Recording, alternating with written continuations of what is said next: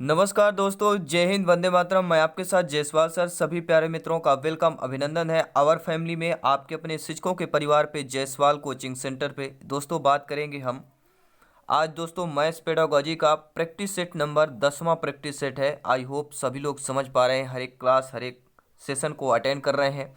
आज हम 150 questions complete करने जा रहे हैं। तो चलिए दोस्तों, 15 बेहतरीन सेशन रहेगा क्वेश्चनों का। तो चलिए दोस्तों शुरू करते हैं। प्रैक्टिस सेट नंबर 10 का पहला प्रश्न आप लोगों की स्क्रीन पर है। और कल यह प्रश्न हमने मॉक क्वेश्चन में किया था कि किसी त्रिभुज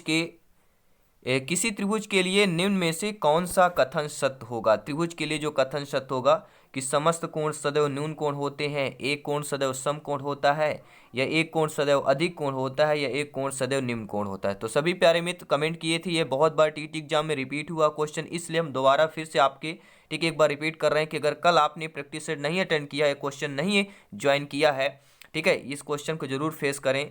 तो राइट ऑप्शन क्या होगा कि इसी त्रिभुज के लिए कौन सा कथन सत्य है कि दोस्तों कोई भी त्रिभुज होगा उसमें जो है आपका एक कोण सदैव जो है न्यून कोण रहता है।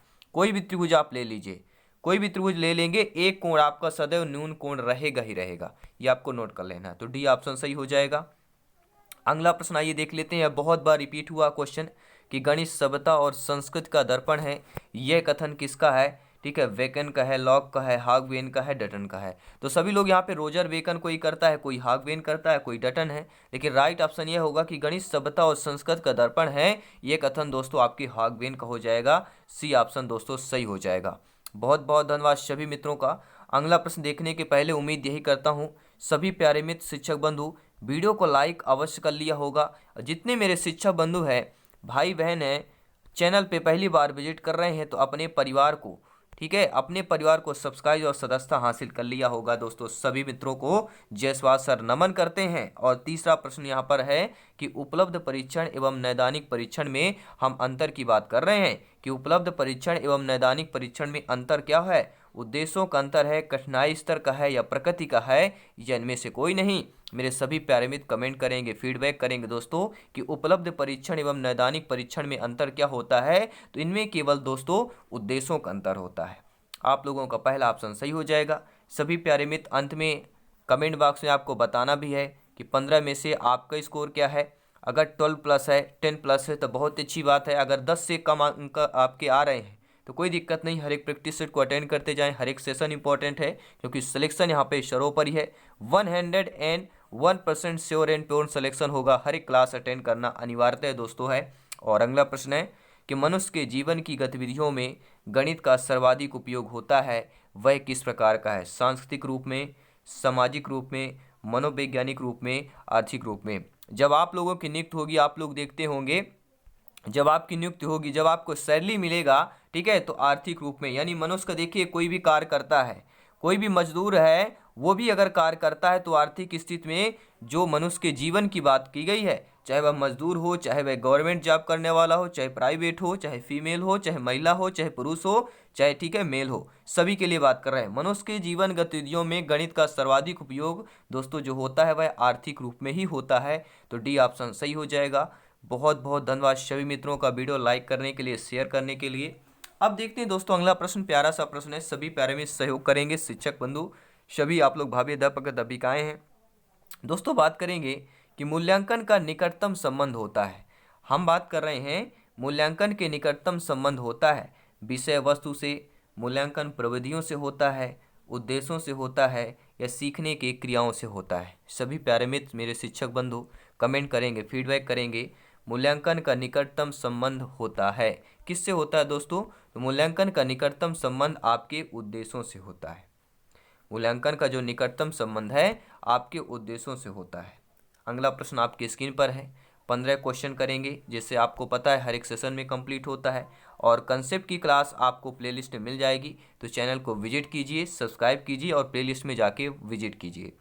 अगला प्रश्न है सर्वाधिक प्रभावशाली शिक्षण सामग्री है। दोस्तों हम बात कर रहे हैं सर्वाधिक प्रभावशाली शिक्षण सामग्री की बात कर रहे हैं। जी हाँ प्यारे मित्रों, सर्वाधिक प्रभावशाली सामग्री की बात कर रहे हैं। वह आपका सर्वाधिक प्रभावशाली सामग्री कौन है? सभी प्यारे मित्र कमेंट करेंगे। प्रभावशाली की बात कर रहे हैं, सभी प्यारे मित्र कमेंट करते जाएंगे। मैं कमेंट यहाँ पे रीड करता हूँ, यहाँ पर देख पा रहा हूँ अप्रेक्षित, प्रेक्षित, प्रत्यक्ष अनुभव या इनमें से हुई।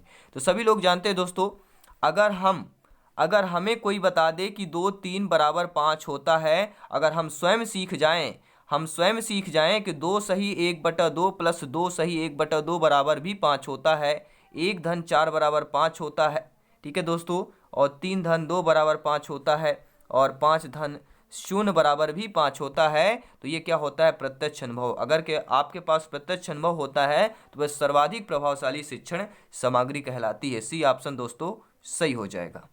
अब देखते हैं दोस्तों, अगला प्रश्न आपकी स्क्रीन पर है कि एक अभाज्य संख्या होती है। जी हाँ दोस्तों, हम बात करते हैं अभाज्य संख्या की। अगर आपने कंसेप्ट की क्लास देखी होगी तो आप समझ ही गए होंगे। हम बात कर रहे हैं अभाज्य संख्या की, बात कर रहे हैं एक सम संख्या, एक विषम संख्या, एक संयुक्त संख्या, इनमें से कोई नहीं। दोस्तों भाज्य संख्या क्या होती है? भाज्य संख्या वह होती है जो अपना स्वयं से कटे और एक से कटे और किसी अन्य एक और संख्या से कटे। यानी ये भाज्य संख्या जो होती है वह 3 संख्याओं से कटती है। भाज्य संख्या स्वयं से कटती है, एक से कटती है और किसी अन्य संख्या से कटती हुई हमारी भाज्य संख्या कहलाती है। और अभाज्य संख्या क्या है? स्वयं से कटती है और दोस्तों एक से कटती है, वह हमारी अभाज्य संख्या कहलाती है। और सभी प्यारे में सबसे छोटी अभाज्य संख्या हमारी 2 होती है, ठीक है, और सबसे छोटी विषम अभाज्य संख्या हमारी 3 होती है।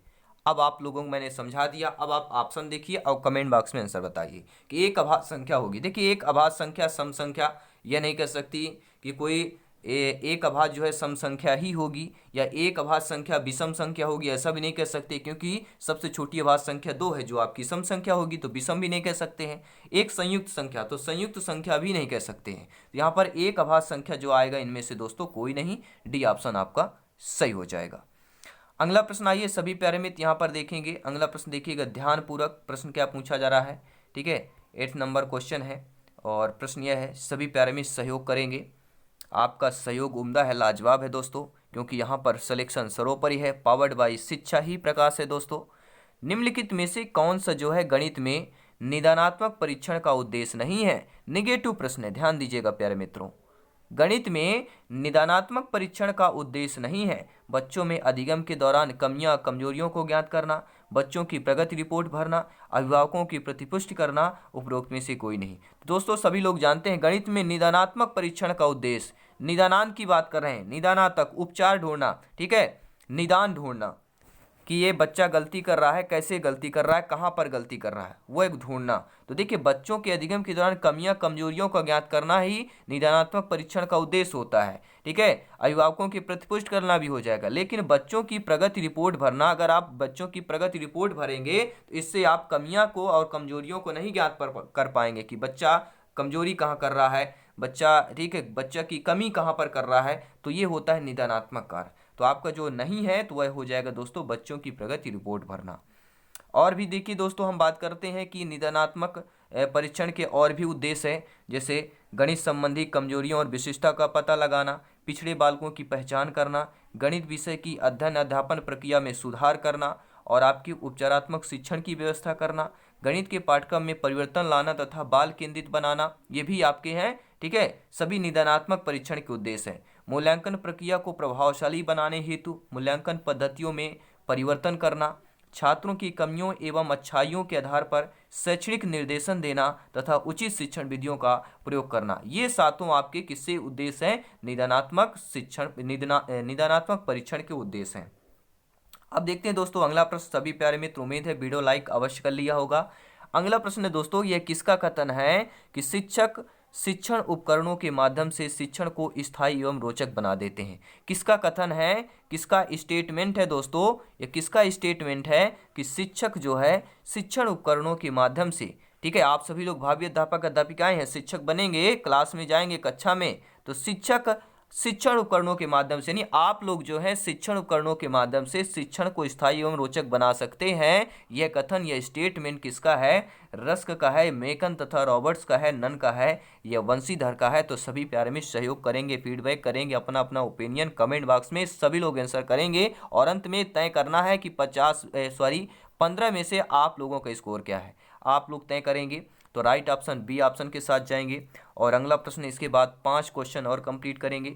गणित शिक्षण की स्वयं सिद्ध विधि में कौन सी विधि सम्मिलित नहीं है? निगेटिव प्रश्न है, आपको पता है प्रत्येक 10 क्वेश्चन में 1 से 2 प्रश्न निगेटिव प्रश्न पूछे जाते हैं। यही दोस्तों कंपटीशन हाई करता है कि गणित शिक्षण की स्वयं सिद्ध विधि में कौन सी विधि सम्मिलित नहीं है। तो गणित शिक्षण की जो स्वयं सिद्ध विधि है दोस्तों, यूक्लिड विधि सम्मिलित नहीं है, गैर यूक्लिड विधि, आनुवांशिक विधि या औपचारिक स्वयं सिद्ध विधि सम्मिलित नहीं है। तो कौन सम्मिलित नहीं है, इसके लिए जानना जरूरी है कि गणित शिक्षण की स्वयं सिद्ध जो विधि है इसमें सम्मिलित क्या क्या चीजें होंगी। तो इसमें यूक्लिड विधि सम्मिलित होती है, गैर यूक्लिड सम्मिलित होती है और आपके औपचारिक स्वयं, ठीक है, सिद्ध विधि सम्मिलित होती है। लेकिन स्वयं विधि में दोस्तों आपके आनुवांशिक विधि जो है सम्मिलित नहीं होती है। तो according to question right option आपका हो जाएगा दोस्तों सी ऑप्शन। बहुत बहुत धन्यवाद। 5 क्वेश्चन और इस सेशन, इस प्रैक्टिस सेट में कंप्लीट करेंगे दोस्तों। कोई छात्र है 5050 को 550 लिखता है, इसका अर्थ क्या है? वो बोलता तो 5550 है लेकिन लिखने में आपका वह 3 ही अंक लिखता है, 550 लिखता है लिखने में और बोलने में 5050 ही बोलता है। तो स्थानीय मान की अवधारणा बच्चे को उसको स्पष्ट नहीं है, उस छात्र को, या उस छात्र को संख्या का ज्ञान नहीं है, या उस छात्र को गणित का ही ज्ञान नहीं है, या उस छात्र को जोड़ का ज्ञान नहीं है। अब आपका कमेंट, आपका फीडबैक क्या कह रहा है? सभी प्यारे मित्र कमेंट करेंगे कि कोई छात्र जब 5050 नहीं बोलता तो सही है लेकिन लिखने में गलती करता है, शुद्ध नहीं लिख पाता, इसका मतलब है दोस्तों कि स्थानीय मान की अवधारणा उसको, उस बालक को, इस छात्र को स्पष्ट नहीं है। पहला ऑप्शन सही हो जाएगा। अब देखते हैं दोस्तों अगला प्रश्न है, प्यारा सा प्रश्न है कि किन्हीं दो परिमेय संख्याओं के बीच, हम बात कर रहे हैं परिमेय संख्या की बात कर रहे हैं, कि किन्हीं दो परिमेय संख्याओं के बीच कोई परिमेय संख्या नहीं होती है, केवल एक परिमेय संख्या होती है। अनंत परिमेय संख्याएं हो सकती हैं, केवल एक परिमेय संख्या, कोई अपरिमेय संख्या नहीं हो सकती है। तो किन्हीं दो परिमेय संख्याओं के बीच मेरे प्यारे मित्रों राइट ऑप्शन क्या होगा? फटाफट फीडबैक करेंगे। केवल सारे दोस्तों जो प्रश्न है सिलेक्शन से कनेक्टेड है, संभावित प्रश्न है कि किन्हीं दो परिमेय संख्याओं के बीच जो होता है प्यारे मित्रों, अनंत परिमेय संख्याएं होती, ठीक है, अनंत परिमेय संख्याएं होती हैं। क्योंकि परिमेय संख्याएं, अपरिमेय संख्याएं सभी लोग जानते हैं कि जो आपके, ठीक है, a/b के रूप में होता है, p/q के रूप में होता है, वो सभी हमारी परिमेय संख्याएं कहलाती हैं।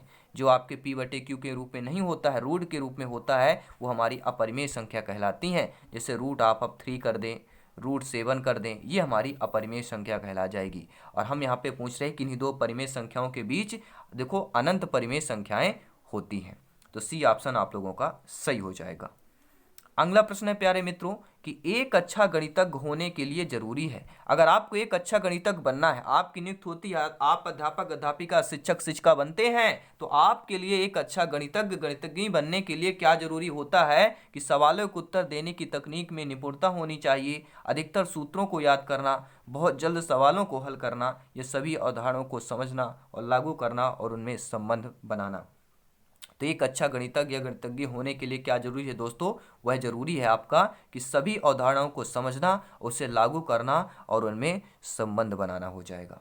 अगला प्रश्न है प्यारे मित्रों कि दो समांतर रेखाओं के बीच की दूरी, हम बात कर रहे हैं दो समांतर रेखाओं के बीच की दूरी घटती है, बढ़ती है, बराबर रहती है या घट या बढ़ सकती है। आपको ओपिनियन, आपका फीडबैक क्या कहता है? अगर आपने कंसेप्ट की सारी क्लास अटेंड की है तो इस प्रश्न का जवाब बहुत ही आसानी से दे देंगे कि दो समांतर रेखाओं के बीच, ठीक है दोस्तों, सभी को पता है आयत के जो आमने सामने की भुजाएं होती हैं वह एक दूसरे के समांतर होती हैं, यानी कि इन बीच की जो दूरी होती है अगर 3 सेंटीमीटर है तो सभी में 3 सेंटीमीटर ही होगी। यानी ये जो रेखा है और ये रेखा, इन दोनों की जो बीच की दूरी का डिफरेंस होता है वह कितना होना चाहिए? बराबर होना चाहिए। 2 सेंटीमीटर यहाँ, 2 सेंटीमीटर यहाँ, 2 सेंटीमीटर, जितनी भी आगे संख्या देखें ये रेखा जाएगी। तो दो समांतर रेखाओं के बीच दूरी दोस्तों क्या होती है? बराबर रहती है, तभी उसको समांतर रेखाएं बोला जाता है। ठीक है, सी ऑप्शन आप लोगों का सही हो जाएगा।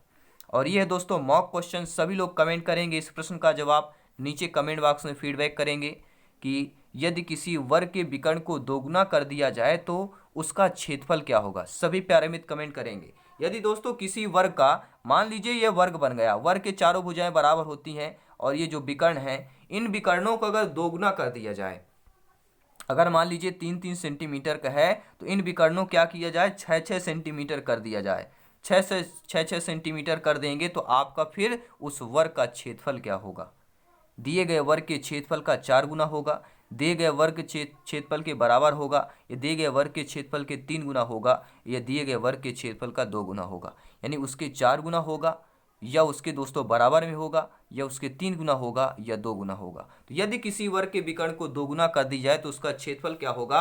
अब आप लोगों को कमेंट के माध्यम से बताना, मैं फीडबैक करके बताऊंगा। जिनका कमेंट सही होगा उनको रिप्लाई मिलेगा, जिनका नहीं होगा नेक्स्ट क्लास अटेंड करेंगे, नेक्स्ट क्लास में उसको आंसर पता चल जाएगा। तो धन्यवाद सभी मित्रों का। डेली क्लासेस देखते रहिए, सेशन इंपॉर्टेंट होता है, हर एक क्लास हर एक इंपॉर्टेंट है, क्योंकि सिलेक्शन यहाँ पे दोस्तों सर्वोपरि है। मिलते हैं जल्दी नेक्स्ट क्लास पर। धन्यवाद सभी का।